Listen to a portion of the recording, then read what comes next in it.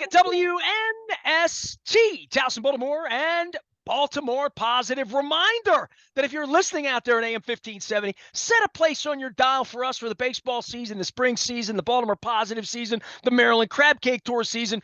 We're going to begin that thing on Wednesday at Costas. I'll be giving away the Instant Lottery Old Schoolers because it's the 50th anniversary of the Maryland Lottery. We're celebrating. John Martin's going to be with us.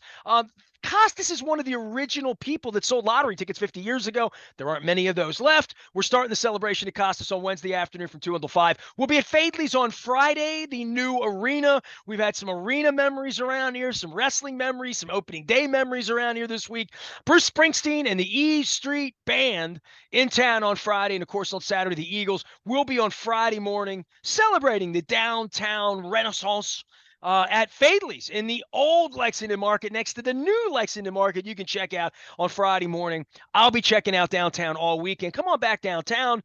Great excuses to come downtown with Oriole baseball, Bruce Springsteen, and the legendary Eagles. Speaking of Eagles, Luke Jones, football segment, Darius Slay. There's nothing going on with Lamar. So the only news made over the weekend was that Baker Mayfield turned down the Ravens and Darius Slay turned down the Ravens, right? So, it's been very quiet since the weird Arizona press conference last week. But now that sort of it's quiet around here, other people are talking around the league, and it's fascinating. Yeah, I mean, the Darius Slay thing, I mean, let's be clear, the Eagles never officially released him. He had requested a trade. It looked like they were going to release him. He said his goodbye. In that period, at some point in time, he, according to him, and of course the Ravens would deny it because he was under contract still, but we know tampering and back channel conversations happen all the time in the NFL. But he said he came quite, quote, close to signing with the Ravens. And ultimately, the Ravens, according to him, offered him a deal that ultimately Howie Roseman and the Eagles gave him to stay in Philadelphia. So I think it's interesting from the standpoint of it does reflect a willingness, as much as we've talked about Lamar Jackson and this offseason being hijacked or being in a holding pattern, whatever you want to, it does reflect that the Ravens are willing to spend and sign the right free agent. And clearly, in their mind, they had some interest in Darius Slay, which, again, the way Marlon Humphrey was tweeting at the time led you to believe that there were some legs to that, even if Eric DeCosta would deny it publicly. But hey, Slay's back with the Eagles, so it's a moot point anyway. You mentioned Baker Mayfield. I mean, the Ravens had kind of sniffed around some of the veteran quarterbacks who have found chairs elsewhere. I don't think that was something that was shocking necessarily. I don't think they were looking for any of those individuals. They weren't doing that with those individuals being starters in their mind, but just understanding the reality of where they are with their franchise quarterback right now. Beyond that, nothing's really changed with Lamar other than the fact that we know he made a trade offer and he made it public last week. But it's something that's been there for a month now. That was March 2nd. We're now into April. And it does not appear that it made any difference in terms of drumming up interest. Well, Eric DeCosta can say, place. I've been trying, dude. I've been trying, Well, I mean, whether he's been trying or not, I mean, the interest isn't there with all the variables in place. Now, if Lamar Jackson were a traditional free agent, there would be teams sniffing around. I have no doubt, or they should be, quite frankly, because lots of teams have lousy quarterback situations, and Lamar's way better than a ton of quarterbacks in this league.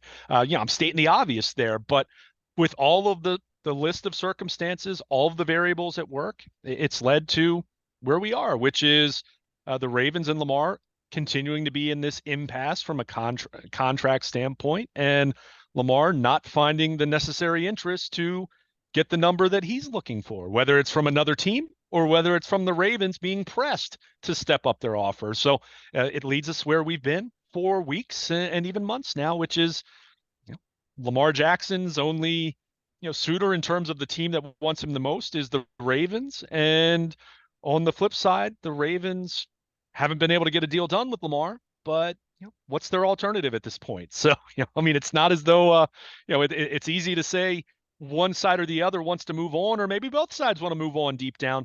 But until there's an avenue for that to become possible, we're left talking about the same thing over and over and over again. So it's led to a not very enjoyable offseason when Nelson Aguilar is your only outside addition, but it's where the Ravens are, is we're now a few weeks away from the draft. And there's just not a lot of buzz right now as it relates to this fan base. There's not a lot of enthusiasm because they are in this holding pattern where, even if Lamar Jackson's going to be the quarterback in 2023, you then ask the question, well, what have you done to get better? And that's what's frustrating if you're a Baltimore Ravens fan right now.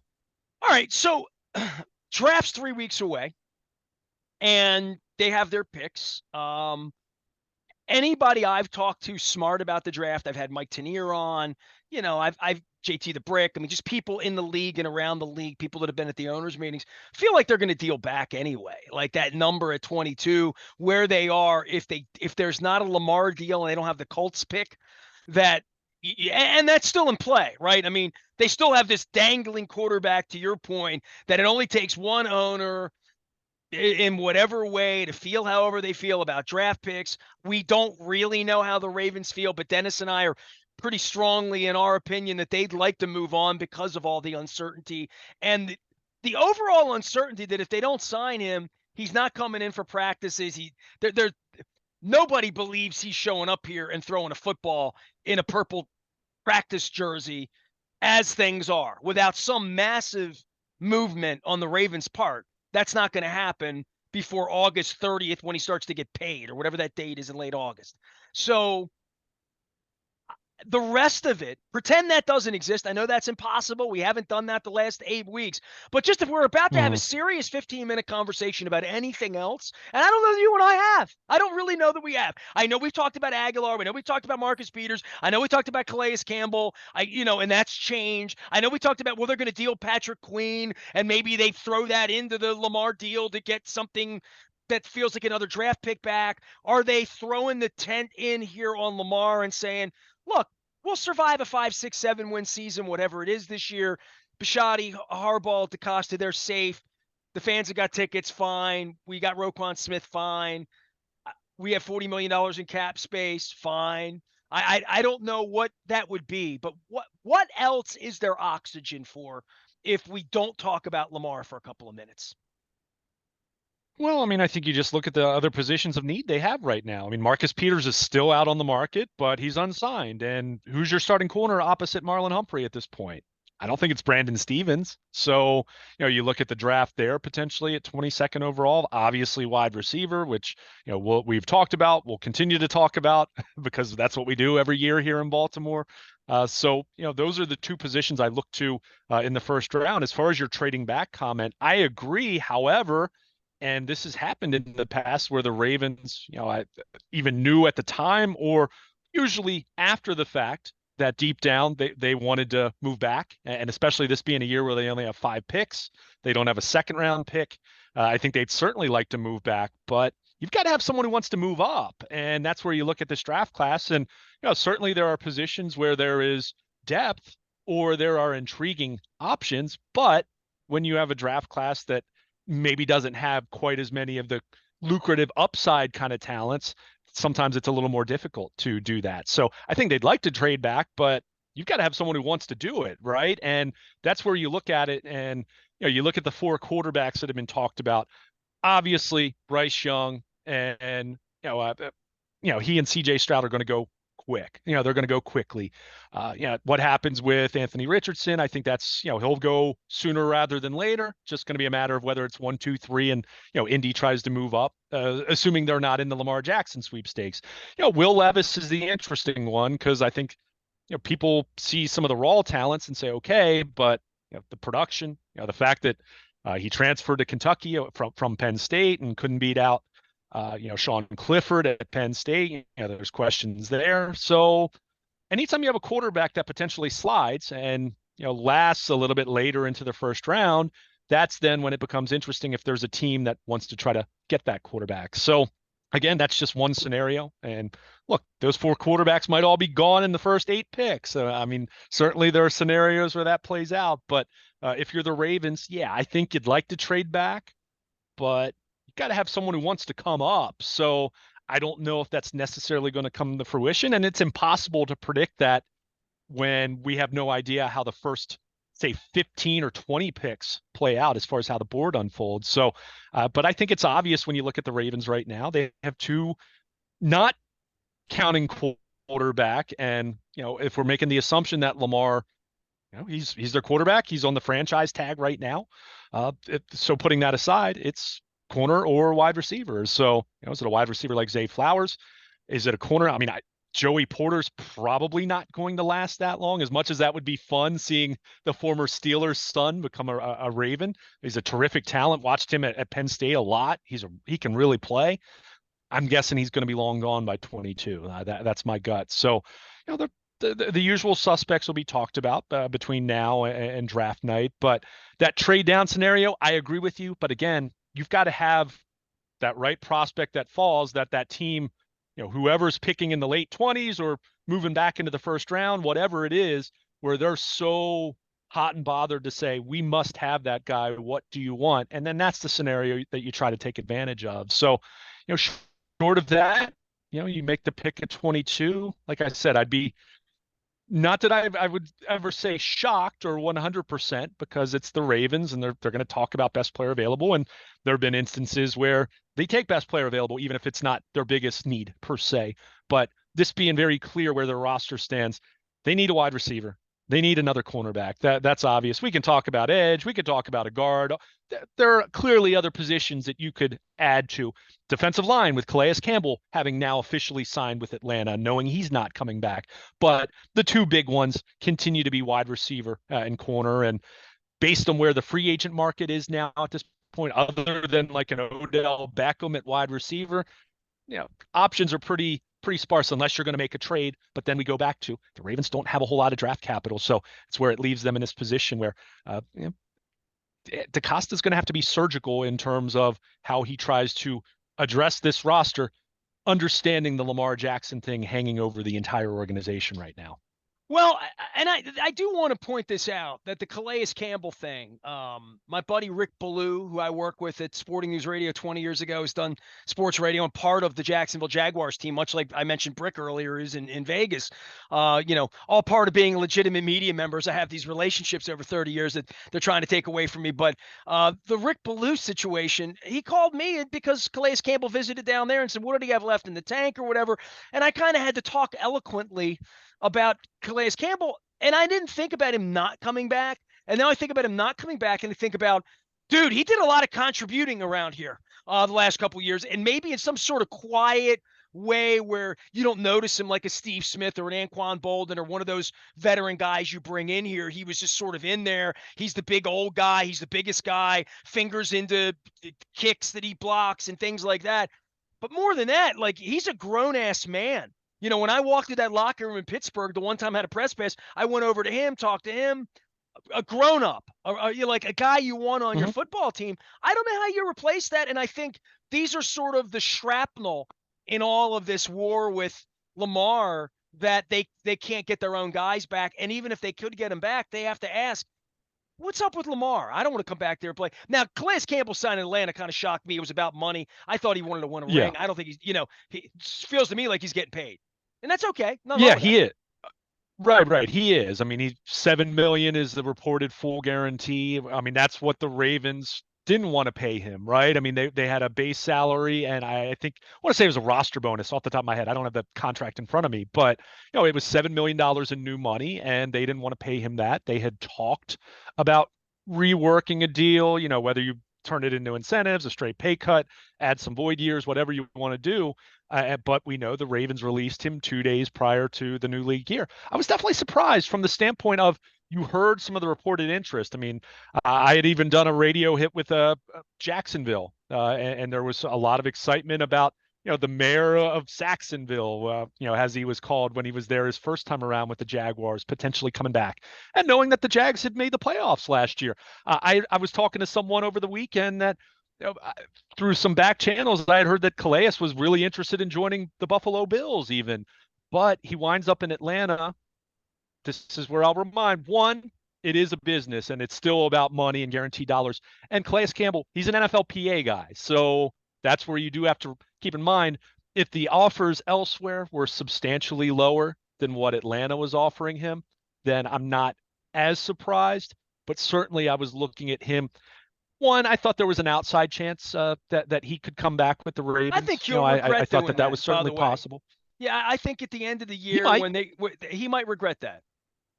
He might, and not even so much Atlanta as opposed to the Ravens, because again, was was he going to have to take substantially less money to be back with the Ravens? But Jacksonville, I don't know if Buffalo, you think there are of the some other Ravens as winning a teams. Super Bowl if you're him. I don't think you know what I mean? Like all things equal, I don't think you just think I'm going to Baltimore right now with their Lamar. And if you love Lamar and you want to play with Lamar, great. If you're a wide Yeah. receiver, you probably don't to some degree, right? But I would say the general feeling it does Roquan Smith, maybe he does, and Marlon Humphreys is born into here, and right, these guys that have money here, they have to say they're happy to be here. But when you get a chance to sign here and you're Darius Slay and you're like, am I going to win there, or am I going to win here? The Ravens aren't a place you're going to win right now. I mean that as a fan, as a journalist, as if I'm looking at it and flying in as a 37-year-old football player and saying, is this year the year for the Ravens? No bueno. Not right here, right now, and not even if Lamar gets his money and he's happy and he's back. I'm still not convinced that they don't have the fifth or sixth best quarterback in the conference if they sign Lamar at this point because of what I've seen of these other players. Oh, okay. I'll push back on the last sentiment. I mean, if they sign him long term, you can lower the cap figure. Look, you're still, even if you think he's fifth or sixth. I mean, Joe Flacco was never the best quarterback in the AFC. And this team does have a really good defense. What else can you do? Do you hit on a wide receiver? But your initial point, there is a lot of uncertainty. There's no question about that, and that's where you look at it and say, is Lamar going to be here? One factor that we've talked about as far as wide receivers, and not that the Ravens have necessarily been in that market because it was a very tepid, very underwhelming wide receiver free agent market. But you're talking about individuals where they look at that situation and say, okay, unless you're going to really overpay me, which we know the Ravens, they don't pay wide receivers, whether they've been right or wrong about that. That's fact. I mean, when was the last wide receiver that they really paid? It was Anquan Bolden, or I guess they tried to pay Ryan Grant in that fiasco in 2018, the guy who flunked his physical. Uh, but I think you just look at it. If you're one of those other wide receivers, I don't even think it's so much the don't want to play with Lamar Jackson thing. I still think that was much more a Greg Roman thing, and Greg Roman's not here anymore. So you could even say, you just asked though, is Lamar going to be here? Like, is he going to be here? Or are you guys going to trade him? Or is he going to not show up? So it does knock them down a couple pegs in that way. Not to the point where they're bad. They still have a really good roster in most areas on either side of the ball. So it's not as though they have nothing going for them. But when your quarterback situation is unsettled and it's perceived to be holding up the rest of your attempts to roster build, when Nelson Aguilar is the one outside addition you've made, and we're now into April. I mean, come on now. How can you not look at that and look at the Ravens right now and say, you're either, the John Harbaugh always likes to say it, and Bo Schembechler and others have said this too, but you're either getting better or you're getting worse, right? How could you look at the Ravens at this offseason and say in any shape or form that they're getting better? Just look at not that they've lost a ton of players that you say would kill them, but they've lost players and they've added one. So, Well, that would yeah, be why I'm saying if I'm looking at it or I'm an agent directing a player at a tender point in their career about winning, not about sure. making money. I mean, Nelson Aguilar for He needs a like job, he right? needs a job, right? Yeah. And they gave him a job, and that's great. And whoever the quarterback is, he's happy. And they're going to have these draft picks that come in here that kind of have to come and play. Yeah. But recruiting players, and they've had a hard time recruiting wide receivers, as we've talked about in this offense. Mm-hmm. They've had a hard time recruiting players in a general sense because they haven't had a lot of money. They're never a money team out trying to sign some other team's Von Miller. I mean, they've never been that franchise.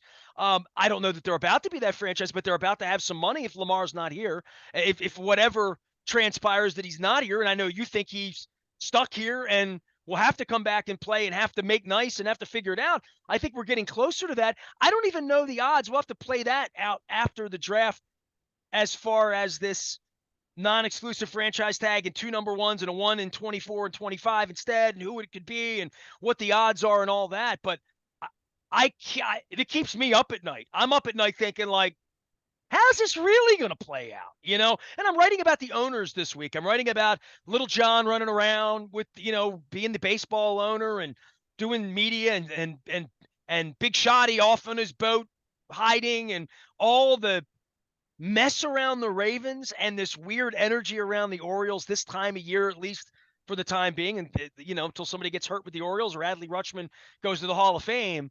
But it's a fascinating time to see the Ravens in sort of this murky, mysterious place, and the Calais Campbell signing, to your point, taking the money, PA guy, I hear all that, but like, is this attractive anymore? Is this a place you feel like I can go and win right here, right now? And it's not right here, right now, this minute. Maybe it is with a happy Lamar or a quarterback of some ilk, but they're a long way away from that right now. And this is the strangest offseason that we've had, you and I talking about this in 15 years, I think.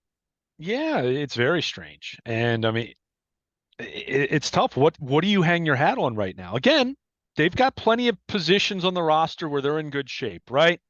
They've got one of the very best tight ends in the NFL. Ronnie Stanley finished the year healthy, and he kind of looked like Ronnie Stanley, especially as he played more and more last season. So you're happy about that. You've got Linderbaum at center. That looks like that was a successful first-round pick, regardless of trading Marquise Brown in order to do it. So, you go down the list The of running guys. back, it looks like he's healthy again, maybe, right? Yeah. I mean, I think the interesting thing with that is Dobbins and Edwards are both in a contract year. So that's interesting. But yeah, on paper. So it's not as though the cupboard is entirely bare. But well, if you believe in Bateman too, I mean, let's play positive sure. here. I mean, I've always had purple Sure. goggles. Bateman's a number one who looked like a decent player, got hurt. Give him the benefit of the doubt. His name's not Perryman or Taylor or any of the guys from 30 years. Maybe he comes back and will look like an 80 reception guy in this offense if this offense throws the football in a way that doesn't look like Lamar left, Lamar right, running the ball 15, 18 times a game. Yeah, sure. I like Rashad Bateman's potential, but he's got to stay on the field. But you're right. And look, that's not, you can't do what you did last year where all of your eggs are in the Bateman basket, but that doesn't mean that you're not counting on him this year. So, yeah, and the defense corner is a legit question opposite Marlon Humphrey. You've got to do that, whether it's going to be the draft, whether it's bringing back Marcus Peters. So you have, and look, those are two really important positions, wide receiver and corner. Those are premium positions. So I'm not trying to make light of that, but it's so's edge, by the way, and they got to get somebody to get after the quarterback because they don't have that yet, right? Yeah.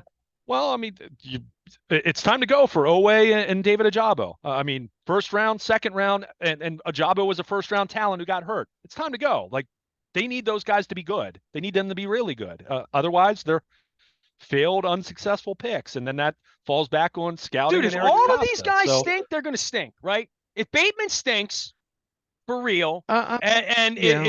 Queen looked better, right? But these ones have to bake. We can't be waiting on Mark Andrews and Orlando Browns and tackles that are going to wind up getting $50 million someplace else, or guards that, aren't going to be here long-term anyway.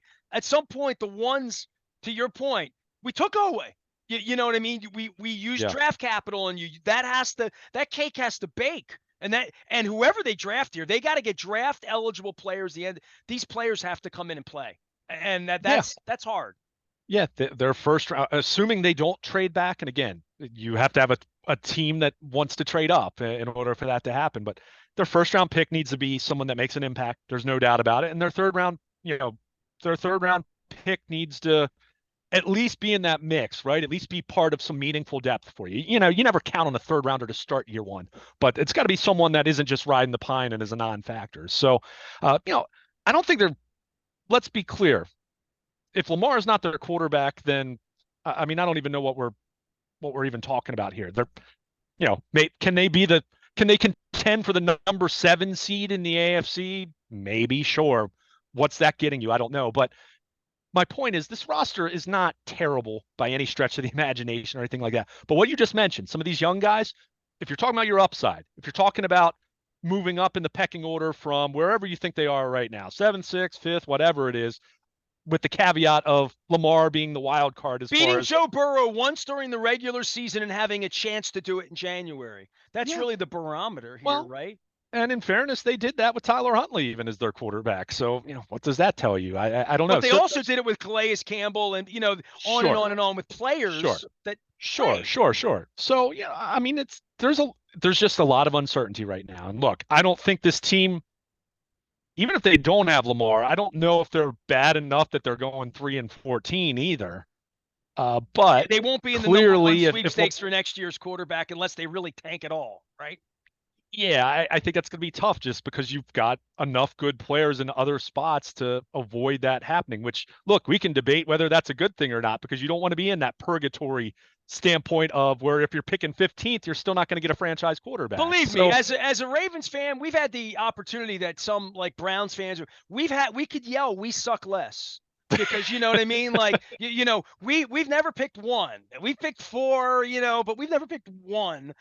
There's a whole different level to how you get that quarterback. And Steve yeah, Bisciotti and John Harbaugh and Eric DeCosta probably don't want any part of that. well, and that's what's tough about it. And that's why I continue to push back on notions that they're done with Lamar. Look, I do I think if a team came calling and gave them a really attractive package that they wouldn't trade Lamar. I think they would under that scenario. But who is that team? I mean, we could I don't keep think anybody's going to give and him this is anything because no one wants to give him 200 million. It's not about the draft well, picks. It's about they can't. If I'm really people ask me on the it's all of street about those why things. it's not happening, I would say it's not about the draft picks. It's not about Jim Irsay. It's about 200 million dollars in the union and the original sin in the Garden of Eden, and that's it. The owners aren't going to guarantee him that money after not playing football the last 2 years, no matter what the Browns did for Deshaun, and therefore that is the stalemate. I don't think there's any coming back tail between his legs and taking 138 of guaranteed money for 3 years here and hitting the market. I don't think the union wants him to do that. I think if he was set up to do that, he would have done that a long time ago. Yeah, I mean, I've said all along I'm not going to try to assume what Lamar Jackson's going to do because there are lots of elements of this that I've disagreed with from his standpoint, even just from a standpoint of if you wanted the fully guaranteed deal. I said over and over, to me, the time to make that play was last summer, before he had a second straight year where he finished with an injury and wasn't able to finish the season. And now people talk about that more and more, but it's all of those variables tied in together. And look, we can sit here as fans or media, and my goodness, you see a ton of it, especially a ton of former players just saying over and over again, the Ravens need to give Lamar what he wants, but they're disrespecting him, yada yada yada. All the conjecture and all the opinions that we hear, and look, everyone's entitled to their opinion, but the reality is, other than saying, oh, it only takes one team, and we've all said that, and I've said that too, but until that's there, this is what it is. He has, we assume, the Ravens' last offer to him, whatever that might have been, at some point earlier this offseason, and he's hoping, and certainly announcing his trade request, making that public 2.5 weeks after he had done that, him tweeting that out last week.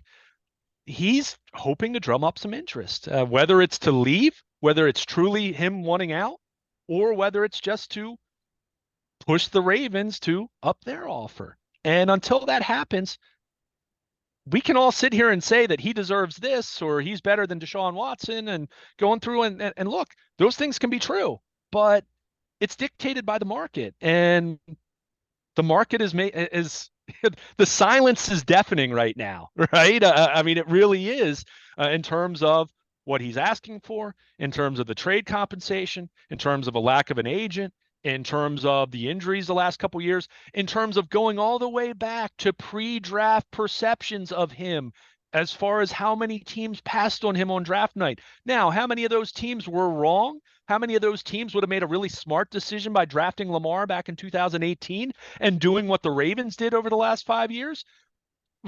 Absolutely, there are teams that should have done that, but we all have our biases and people that can't get out of their own way. There are franchises that you pull back the curtain and you see why they haven't had any success for decades. But we can list all of those different factors. The reality is Lamar Jackson doesn't have anyone else that's seriously sniffing around him at this point, unless they have been so sneaky about it that they're completely under the radar. We can keep pointing to Indy, but well, Jim Irsay said what he said. Chris Ballard has said what he said. And until they do something, and let's be clear, as we're getting closer and closer to the draft, even if they have some designs of pursuing Lamar Jackson, closer we get to the draft, the more it makes sense for them to say, well, we'll wait. And then we'll give up, we'll do our full court press and try to give up the 2024 and 2025, which if Lamar Jackson's our quarterback, we're probably not going to be picking fourth overall. So, and even if you're not a huge Lamar fan, he's won every team he's played on, he's won in the NFL and won a lot as a Baltimore Ravens. So that's where you just keep looking at this thing and saying, what's going to change? I think when he tweeted out his trade request, the news of that, I think there was this shock. There was this unsettling feeling. There was this, oh my gosh, the what's getting ready to hit the fan. But then you process it for a few hours and you realize, how is that really all that different than the non-exclusive offer sheet process? It's the same thing really, other than just saying, okay, maybe we can forego that by just trading with the Ravens and acquiring his rights after he signs the tag. Other than that, we're kind of just in the same place that we've been in. And, we're waiting for tweets and updates from Lamar or anything else to happen. And, it's just been a whole lot of nothing as it pertains to teams really looking like they're after him. And again, does that change as we get closer to the draft or maybe get on the other side? Hypothetically, it could. But again, how are teams clearing the necessary cap space this deep into the offseason in order to do that? I think that element is something that a lot of people have undersold in terms of the challenge of doing that. So can it be done? Sure. I'm not going to say it's impossible, but with each day, I just keep asking, who's the suitor? Who's changing the narrative here? And that's where I just keep coming back to Lamar and the Ravens kind of, for lack of a better term, being stuck with one another, whether one or both sides would much prefer moving on, if they're being honest. Luke Jones is here. He will be there at Oriole Park at Camden Yards on Thursday. We will be at Costas on Wednesday doing the Maryland Crab Cake Tour presented by the Maryland Lottery. I'll have these instant lottery scratch-offs to give away to everybody at Costas. Again on Friday at Fadley's in the morning, getting ready for the opening of the arena. And Bruce Springsteen and the Eagles, not the Philadelphia Eagles, the Eagles that I like, the Don Henley Eagles, the Joe Walsh Eagles. So Vince Gill's going to be in town. I talked to Barry Trotz last week about some country music and Nashville and all that stuff. Man, the arena's going to be alive. Janet Jackson, Anita Baker, Bryan Adams, Joan Jett, John Mayer, Adam Sandler, Blink-182, all this great stuff coming downtown. We'll be celebrating that. The Lexington market, the new market, the old market, lots of great Baltimore positive stuff going on here this week. All of presented by our friends as well at Window Nation, 866-90Nation. Now 5 years, 0% financing. Get in on it. That's the 60 months, 5 years. That's a better deal than they gave me last summer. Maybe I should have waited till April to get mine, but you can get them right now. 866-90Nation. Make sure you're checking that out. We got lots of great things happening around here, including the Maryland Crab Cake Tour at Pappas in Bel Air on the 13th, and then on the 27th we'll be back downtown at Captain Larry's down on Ford Avenue. I've heard great things about their crab cake and Mara down there, and our friends Vicky, and it'll be good. This is gonna be a good month around here. Orioles playing every day, every other day, at least till it rains. We got Adley Rutschman fever. We have the greatest controversy in the history of controversies with the Ravens that we're following all of that. And for some of you, it's even lacrosse season. I'm Nestor. We are WNST, AM 1570, Towson, Baltimore, and we never stop talking Baltimore positive. Stay with us.